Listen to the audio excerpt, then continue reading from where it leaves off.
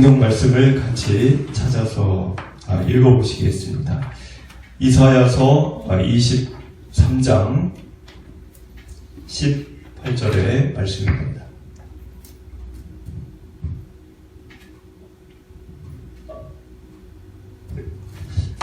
어, 23장 18절의 말씀을 우리 같이 읽어보시겠습니다. 그 무역한 것과 이익을 거룩히 여호와께 돌리고 간직하거나 쌓아두지 아니하리니 그 무역한 것이 여호와 앞에 사는 자가 배불리 먹을 양식 잘 입을 옷감이 되리라.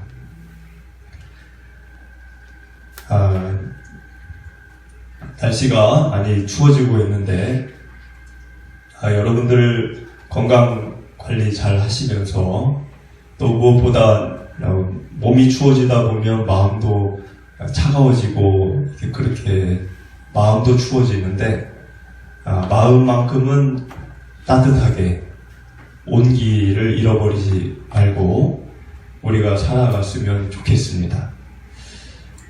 오늘 이야기는 지난주 이야기에 이어진 두로와 시돈, 페니키아 민족에 대한 이야기입니다. 지난주 우리가 페니키아 민족, 이 민족을 이야기 나눌 때 갈릴리 북서부 해안가에 있는 두로와 시돈과 비블로스라고 하는 세 개의 도시국가였다 이야기를 이렇게 나누었고, 두로나 시돈이나 비블로스나 이 페니키아 민족의 특징을 몇 가지 우리가 이렇게 살펴봤습니다. 이 알파벳의 근원이 되는 22개의 문자를 페니키아가 만들었고, 그리고 이 두로, 시돈, 이 나라들은 원자재가 매우 값진 원자재가 있는 나라였다. 그래서 어떤 자재냐면 이제 백향목이나 잣나무나 이런 것들을 갖고 있었고, 이제 다른 나라의 그것을 수출하는 돈벌이가 되는.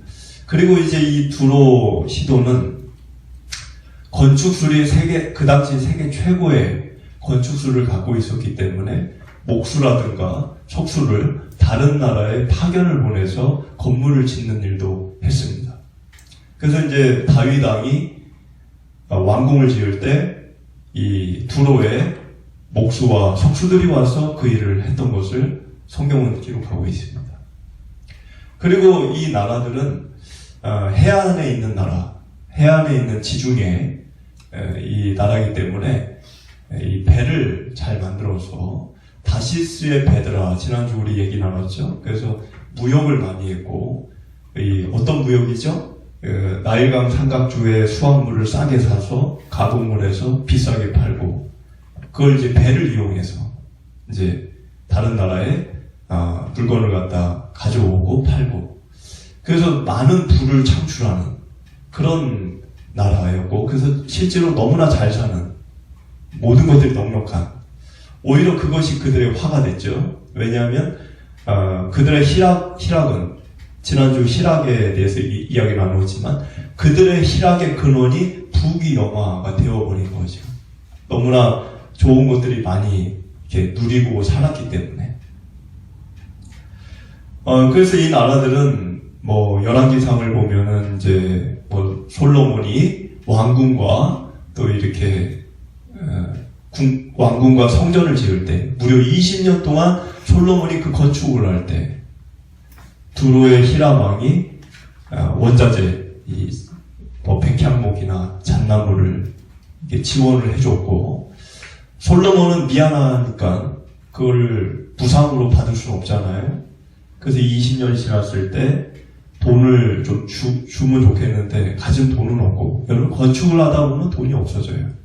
많은 교회들이 건축하다가 재정난에 빠지는데, 그러니까 솔로몬도 이제 돈이 없으니까 건축을 다 하고 나서 두로에게 땅을 줬어요. 갈릴리 20개 마을 땅을 줬어요.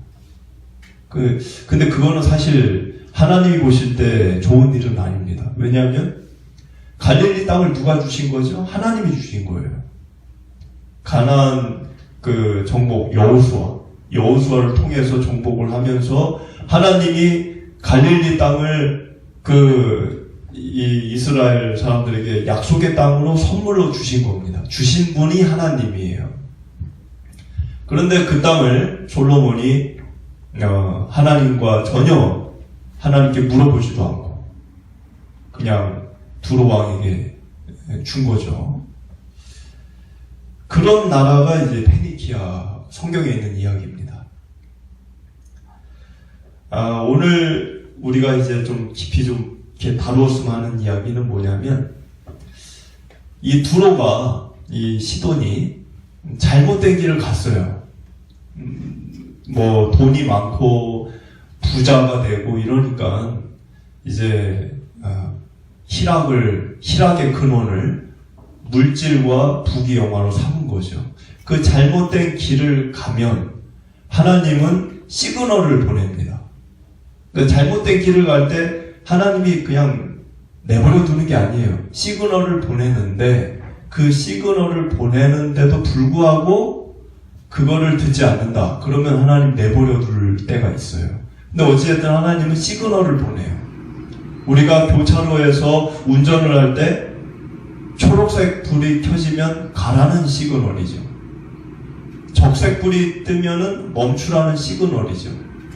하나님이 그처럼 잘못된 길을 가려고 할 때 멈춰. 그리고 이쪽으로 가. 이렇게 시그널을 보낸다는 거예요. 근데 그걸 누구를 통해서 보냈느냐? 하나님의 사람들이죠. 그 이사야 같은 그런 선지자들을 보내서 그 말을 전하게 합니다. 그게 시그널이에요. 그런데 그 말을 들을까요? 안 들을까요? 하나님이 신호등에서 빨간 불을 이렇게 켜셨는데 그냥 가는 거죠. 여러분들 그렇게 가다 보면 사고 나겠죠? 교통사고가 나잖아요. 교통사고가. 그러니까는 이 두로와 시돈이 망하는 겁니다. 망하는 거예요. 우리가 이 글들을 이렇게 읽으면서 비단 이것이 두로와 시돈만의 이야기가 아니라 저와 여러분들도 마찬가지인 거죠. 우리가 인생을 살다가 잘못된 생각이나 잘못된 일을 하게 될 때, 잘못된 언행을 사람이다 보니까 할 수 있죠. 그때 하나님이 시그널을 보내신다는 거예요. 때로는 내 양심을 이렇게, 때로는 뭐 말씀을 통해, 때로는 내 주변의 사람들 통해. 그때 또 한 가지가 있어요. 그게 뭐냐면 어떤 일들을 나에게 일으키십니다. 상황을, 내 인생의 평범한 일상들 속에서 어떤 상황을, 예기치 못한 어떤 일들을, 그게 질병이 될 수도 있고, 그게 어떤 경제적인 일이 될 수도 있고, 그게 누군가의 죽음이 될 수도 있고, 어떤 일들을 하나님이 일으키실 때가 있어요. 그럼 그 다양한 일들 속에서 우리는 뭘 해야 되느냐? 하나님의 그 시그널을 들을 수 있어야 됩니다. 그 얘기는 뭐냐면, 하나님이 지난 한 주, 여러분들 한 주 사셨잖아요? 지난 한 주 동안에 여러분들의 평범한 일상들 속에서 벌어진 일들을 유심히 보면은 그 속에서 아주 평범한 일상인 것 같지만 그 일들 속에서 하나님이 나에게 뭘 원하는지를 느낄 수 있게 해주셨다라는 거예요. 그 얘기는 좀 더 어렵게 얘기하면 성경은 우연을 말하지 않습니다. 그러니까 우연히, 저절로, 어쩌다가 이런 게 없어요. 성경은. 그런 말을 한 적이 없어요. 그러니까 우연을 믿지 않는 거예요. 기독교인들은. 그럼 뭘 믿느냐? 우리는 우연히 어쩌다가 재수 없어서 이게 아니고 하나님의 뜻과 섭리를 믿는 겁니다. 그 얘기를 좀 더 풀자고 하자면 내게 일어나는 모든 일들은 우연히 일어나는 일이 없다는 거예요. 내게 일어나는 모든 일들 속에는 하나님의 뜻과 섭리가 담겨져 있다라는 것입니다. 그렇기 때문에 오늘 하루를 살더라도 오늘 하루 가운데 나에게 벌어진 일들을 유심히 신앙 안에서, 믿음 안에서 그것을 생각하다 보면 오늘 하루 일어난 일들 속에서 하나님의 음성을 들을 수 있다는 거예요. 근데 많은 사람들은 그걸 못 듣죠. 못 듣죠. 왜? 그거를 생각 안 합니다. 그냥 하루, 오늘 그냥 기분 안 좋은 일이 나에게 벌어졌네. 그냥 살다 보면 그런 거지. 이렇게 생각하지. 그 일 속에 담겨져 있는 하나님의 뜻이나 섭리나 하나님의 마음이나 이런 것들을 생각을 안 합니다. 그거를 깊이 있게 생각을 하면 들려요.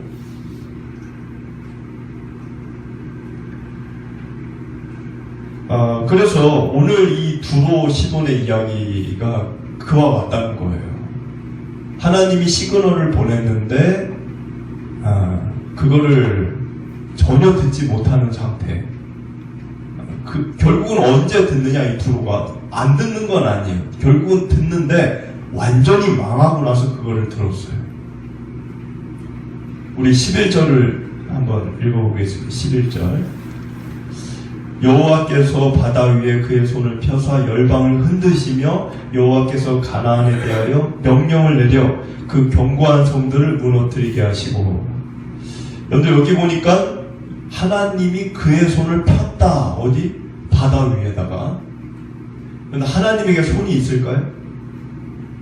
하나님에게 발도 있고 팔도 있고 머리카락도 있고.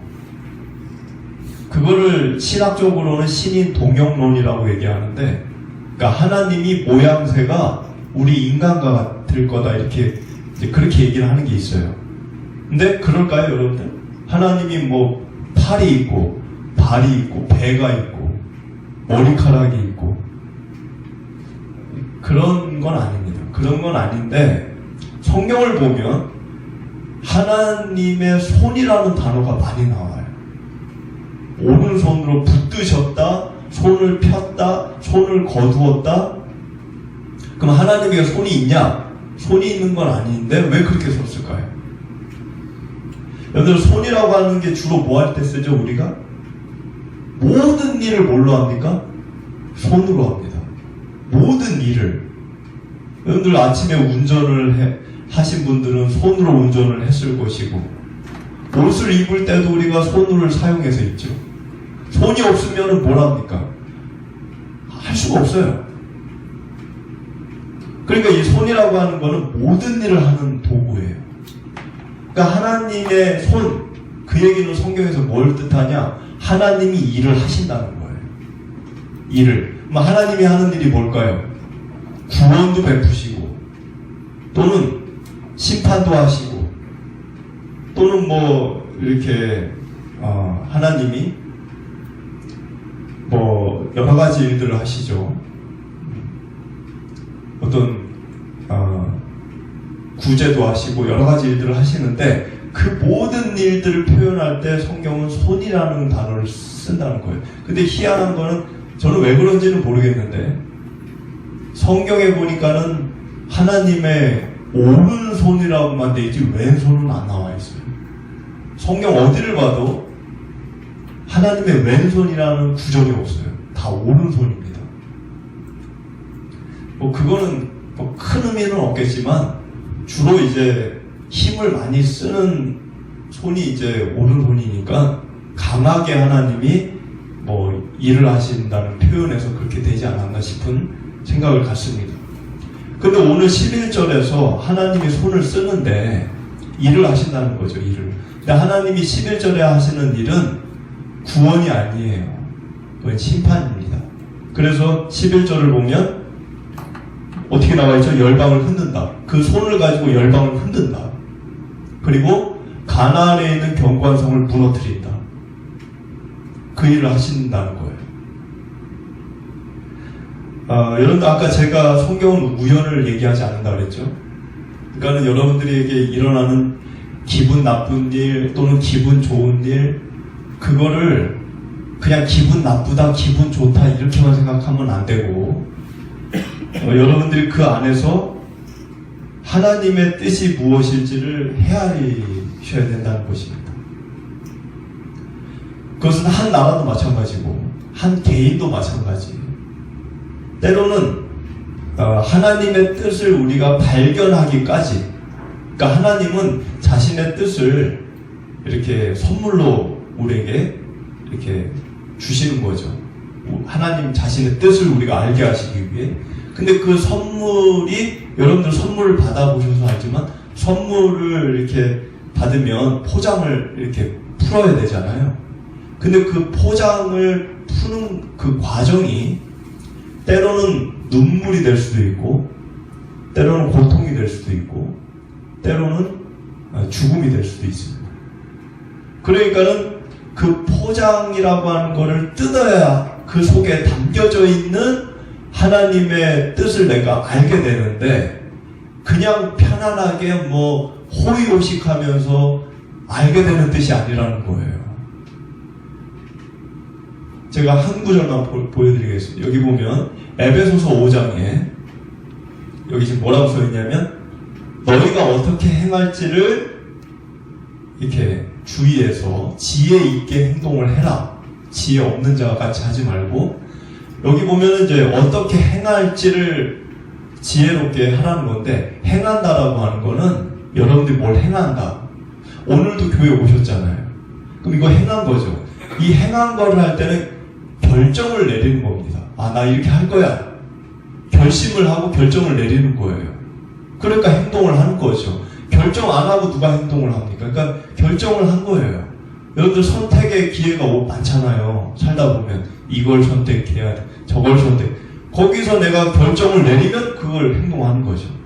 근데 그 결정을 내리기 전에 이 구절의 뜻이 뭐냐면, 결정을 내리기 전에, 그래서 행하기 전에 해야 될 게 있다는 거예요. 그게 뭐냐?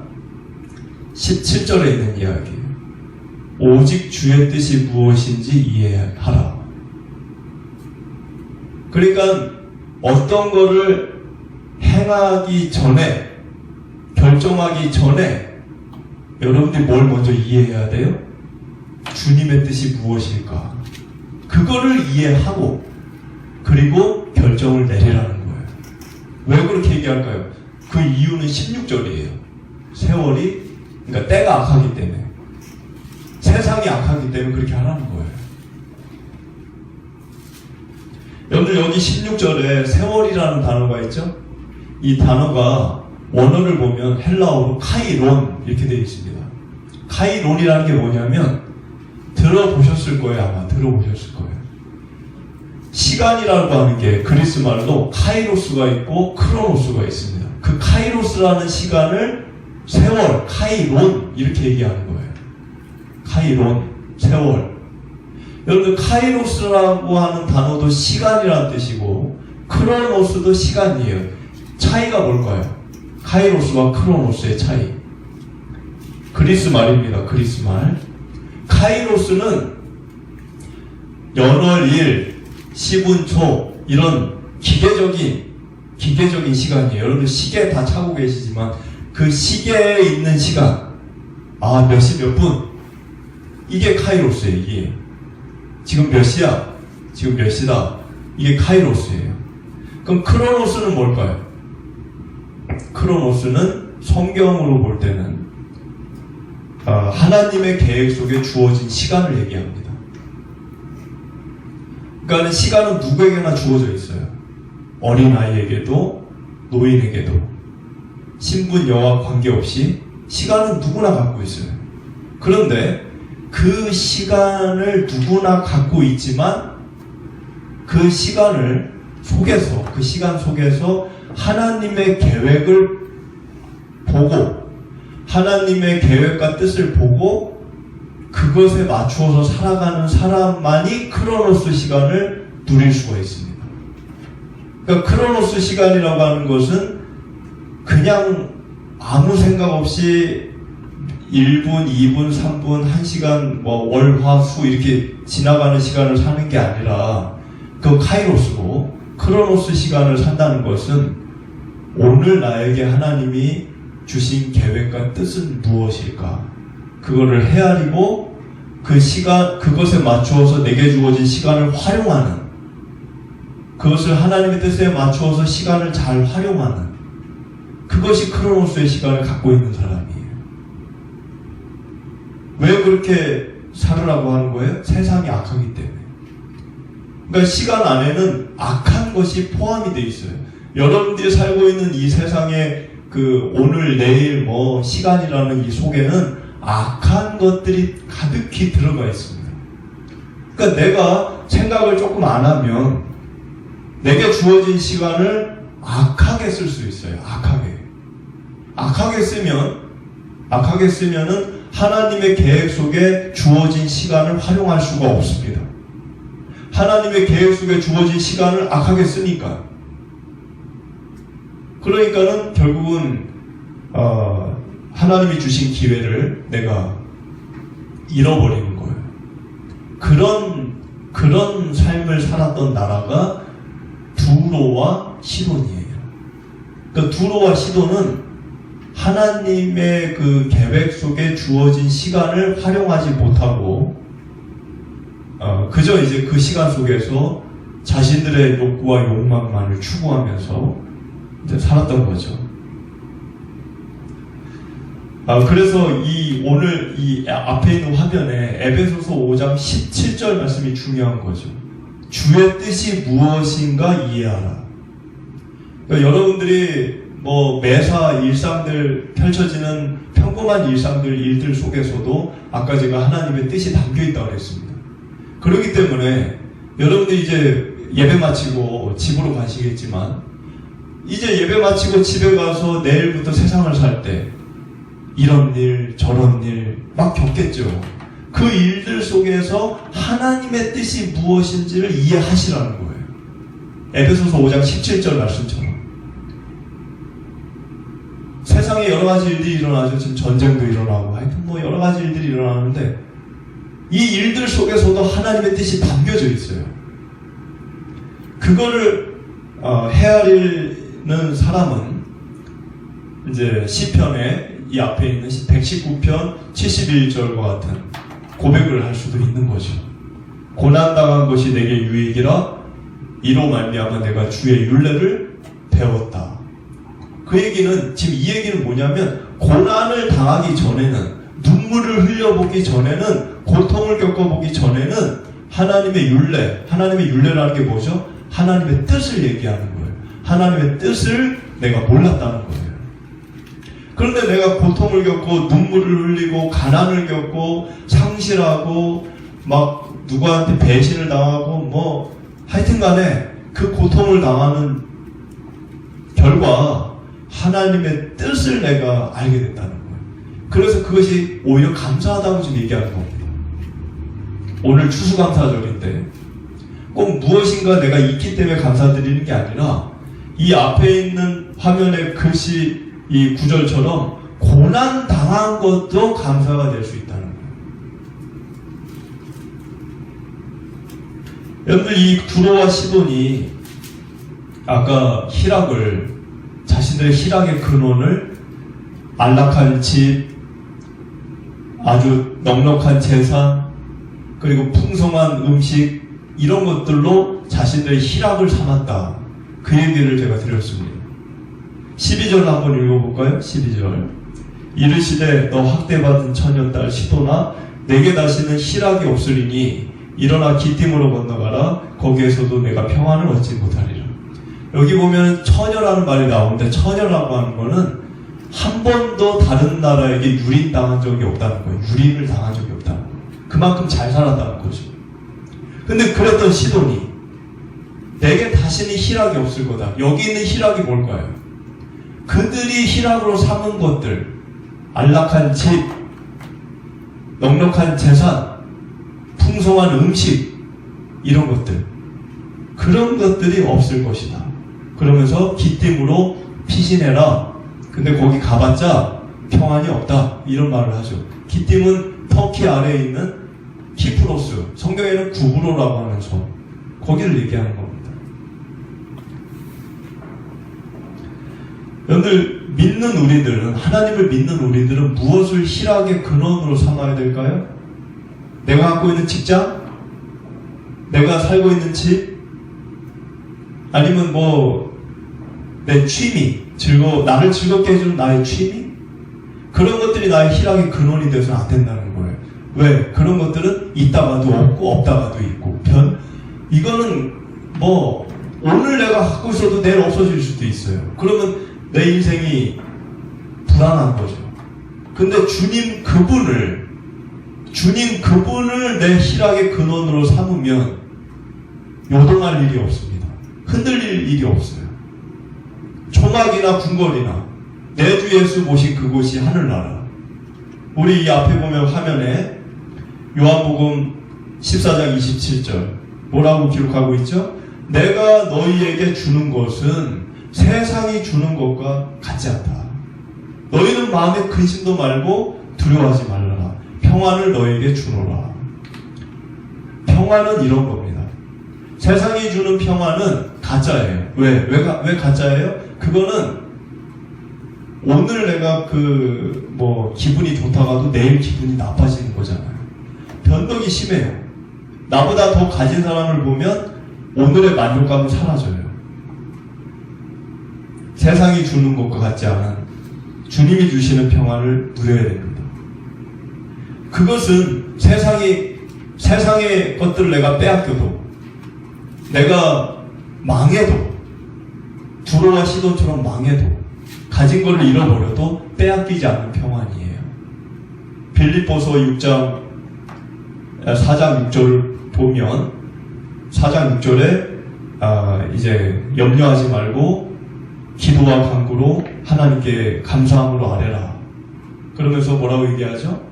하나님의 평강이 그리스도 예수 안에서 너희 마음과 생각을 지키신다. 지키신다는 거는 빼앗기지 않는다는 거예요. 도둑이 들어오면 지켜야 될 거 아니에요, 집을. 근데 하나님이 우리의 마음을 지킨다는 거는 우리 마음에 있는 평강이 빼앗기지 않는다는 거예요. 세상의 것을 내가 가졌냐 안 가졌냐 그거 관계없다는 거예요. 우리 13절을 같이 읽어보겠습니다. 갈대아 사람의 땅을 보라. 그 백성이 없어졌나니 곧 아수르 사람이 그곳을 들짐승이 사는 곳이 되게 하였을 때 그들이 망대를 세우고 궁전을 헐어 황무하게 하였느니라. 14절 다시스의 배들아 너희는 슬피 부르짖으라. 너희의 견고한 성이 파괴되었느니라. 여기 지금 13절에 갈대아 사람, 이 갈대아 사람은 바벨론 사람을 얘기하는 거예요. 바벨론 사람을 갈대아인이라고 얘기합니다.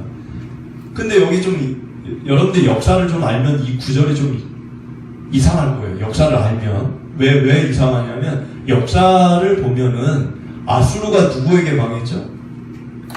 바벨론에게 망했어요. 그리고 그 바벨론은 이제 페르시아에게 망했죠. 그 페르시아는 헬라에게 망했죠. 헬라는 로마에게 망했고. 뭐 역사가 그렇잖아요. 그러면 갈대아, 바벨론 사람들이 아수르를 무너뜨린 거잖아요. 그런데 13절을 보면 13절에는 갈대아 사람이 아수르 사람들에게 망한 걸로 나와 있어요. 거꾸로. 역사는 그게 아닌데, 역사는 누가 누구를 무너뜨렸어요? 바벨론이 아수르를 무너뜨렸어요. 근데 13절은 거꾸로 얘기하죠. 왜 그럴까요? 기원전 710년경에 어떤 일이 있었냐면 아수르 왕 사르곤 2세, 그러니까 아수르의 최전성기 시절이 있었어요. 사르곤 2세 왕 때. 그 왕 때 바벨론이 한 번 아수르에게 함락이 된 적이 있었습니다. 한 번. 그때를 지금 얘기하는 거예요. 나중에는 이제 바벨론이 아수르를 무너뜨리죠. 그래서 지금 13절에 하는 얘기는 뭡니까?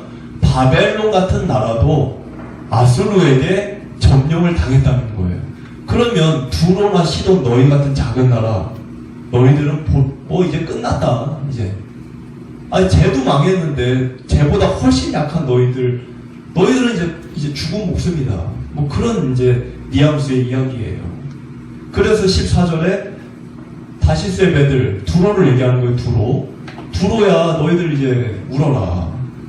뭐 그런 이야기죠. 15절을 읽어보겠습니다. 그날부터 두로가 한 왕의 연함같이 70년 동안 잊어버린 바 되었다가 70년이 참으로 두로는 기생의 노래같이 될 것이라. 여기 보면 70년, 이 얘기는 문맥상으로는 70년 동안 망했다가 70년 뒤에는 회복이 된다, 이런 이야기예요. 그런데 이게 뭐 정확히 그러면 70년 동안 망했다가 뭐 그렇게 된 거냐? 그거는 알 수 없어요. 이거는 정확히 70년 동안 두로가 망했다가 다시 나라가 회복이 됐느냐, 그런 거는 검증하기 좀 어렵지만 알 수 있는 건 뭐냐? 망하는 기간이 정해져 있다는 거예요. 언젠가는 두로가 회복이 된다는 이야기입니다. 16절을 읽어보겠습니다. 잊어버린 바 되었던 너 음녀여, 수금을 가지고 성읍에 두루다니며 기묘한 곡조로 많은 노래를 불러서 너를 다시 기억하게 하라 했느니라. 여기 지금 두로를 음녀로 비유했어요. 기생, 음녀, 두로를. 그러면서 지금 뭐라고 얘기하냐면 그 음녀가 이렇게 악기를 연주했다는 거죠. 악기를. 여기 보니까 수금이라고 나와 있는데, 너가 망했기 때문에 악기를 연주 못하는데 언젠가 때가 되면 회복이 돼서 다시 예전처럼 그 악기를 연주하고 다닐 거다, 이런 뜻이에요. 그러면 두로는 나라잖아요. 사람이 아니라 나라잖아요. 나라. 두로가 악기를 연주한다는 게 뭘까요? 뭐 두로가 공연을 다닙니까? 그건 아니죠. 두로가 악기를 연주한다는 거는 예전과 같이 활발한 무역을 하게 될 거라는 표현이에요. 두로가 제일 잘하는 게 무역이에요. 무역. 제일 잘하는 게. 그거를 다시 하게 된다는 거예요. 그거를. 나라가 회복이 되는 그 언젠가 그때가 되면.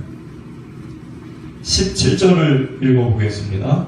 70년이 찬 후에 여호와께서 두로를 돌보시리니 그가 다시 값을 받고 지면에 있는 열방과 음란을 행할 것이며, 여기 70년이 정확히 70년인지는 알 수 없다고 제가 말씀을 드렸는데, 성경에서는 7이라는 숫자가 완전수입니다. 완전수. 그러니까 7이라는 숫자가 꼭 70년이 아니라 완전이라는 뜻이 있기 때문에 완전히 망하는, 완전히 무너지는 그 때에 되어서야 다시 회복이 된다, 이런 의미로도 해석하는 분들도 있어요. 근데 그것도 정확한 건지 아닌지는 모르겠지만 분명한 거는 언젠가는 회복이 된다는 거죠. 근데 이 17절을 보니까 다시 값을 받는다. 다시 값을 받는다. 값을 받는다는 거는 무역을 해서 물건을 팔고 예전처럼 값을 받는 거예요. 그리고 돌아다니면서 열방과 음란을 행한다. 이 음란은 보통 성경에서는 음란을, 나라가 음란한 짓을 했다라고 얘기할 때 음란을 성경에서는 우상 숭배로 얘기하는 경우가 많습니다. 근데 지금 이 17절의 음란은 그 의미가 아니에요. 이 17절의 음란이라고 하는 거는 뭐 우상 숭배했다는 건가? 그게 아니라 두로가 여러 나라들과 무역을 하는 거를 음란으로 표현한 거예요. 무역을 하는 거를. 그 18절을 보면 그걸 좀 알 수가 있는데 18절을 읽어보겠습니다. 그 무역한 것과 이익을 거룩히 여호와께 돌리고 간직하거나 쌓아두지 아니하리니 그 무역한 것이 여호와 앞에 사는 자가 배불리 먹을 양식 잘 입을 옷감이 되리라. 여러분들, 두로의 회복은 돈 잘 버는 뭐 이렇게 성공한 것이 재기하고 회복한 게 아니에요. 진짜 회복은 뭡니까?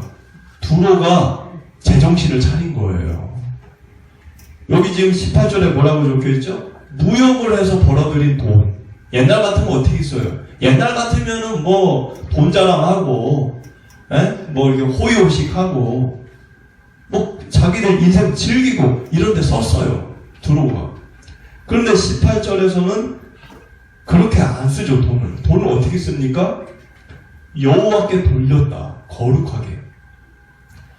자기를 위해 쌓아두지 아니하였다. 그리고 뭐라고 돼 있죠? 여호와 앞에 사는 자. 여호와 앞에 사는 자는 누굽니까? 성전에서 봉사하는 제사장. 그러니까 지금으로 얘기하면 목사님 같은 그런 제사장들의 의식주를 위해 그 돈을 썼다는 거예요. 두로가. 그러니까 이게 회복이에요. 이게. 두로가 회복됐다는 게 뭐 돈을 벌게 됐다 그게 아니고,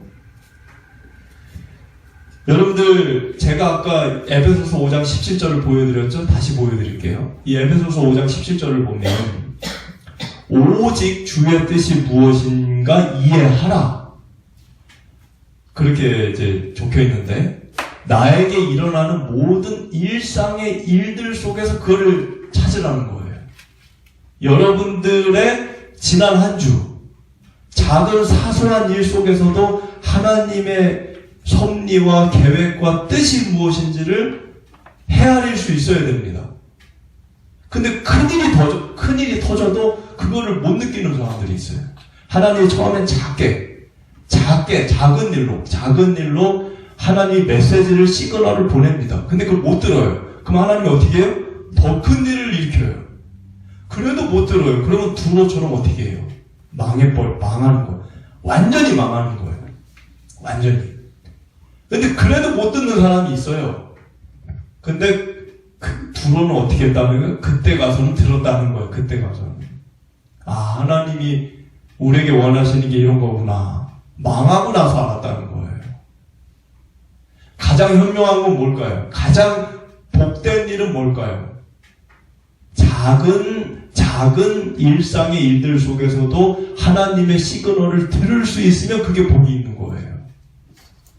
그게 복된, 정말 그 시편의 1편에 있는 복이 있는 사람의 길을 가는 거예요, 그게. 뭐, 정말 길가에 심겨진 나무처럼 그런 길을 가는 거예요. 근데 그걸 꼭 망해봐야, 꼭 아파봐야, 꼭 고통을 겪어봐야, 그래야 알 필요는 없는 거죠. 여러분들의 삶에 앞으로 많은 일들이 일어날 겁니다. 저도 마찬가지예요. 저라고 예외는 아니고. 앞으로 많은 일들이 일어나겠죠. 희노애락, 생로병사, 여러 가지 일들이 있잖아요. 근데 그 일들을 앞으로 많이 겪겠지만, 중요한 건 뭐냐면, 시편 119편 21절 말씀 제가 아까 읽어드렸죠. 고난 중에서도 하나님의 뜻을 발견하는 거예요. 그 일이 좋다, 나쁘다, 그거를 판단하지 마십시오. 지나봐야 아는 거예요. 오히려 오늘 나에게 참 누가 봐도 축하할 일이 생긴 그 일이 나쁜 일이 될 수도 있어요. 근데 거꾸로 사람들이 아이고 안됐다, 딱하다, 어떻게 그렇게 됐냐, 그 일이 나에게 복이 될 수 있어요. 일은 지나봐야 아는 거예요. 여러분들 속에 그 일상들 속에 담겨져 있는 하나님의 시그널, 그 뜻, 그것이 무엇인지 이해를 하고 거기에 맞추어 살면 그것이 우리 신앙인의 복이 되는 것입니다. 그런 11월, 그런 남은 한 해 살아가시게 되시기를 축복을 드립니다.